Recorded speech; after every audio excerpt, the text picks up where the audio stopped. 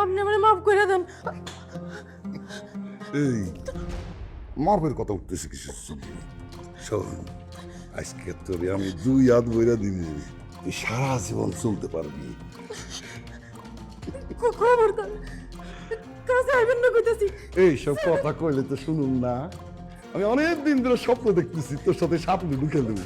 আয় শোনা,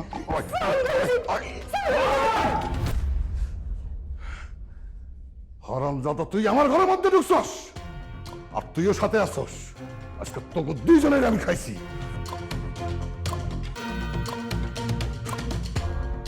কি করছিস? পিস্তলের গুলি? এই দেখ, পিস্তলের গুলি এখন আমার হাতে। শুধু পিস্তলের গুলিই না, তুই যে এতদিন ধরে পাঠান বাড়ির সব সম্পত্তি এবং বাড়ি দখল করেছিলি, তা সব এখন আমার হাতে। সত্যি করে কত কে তুই?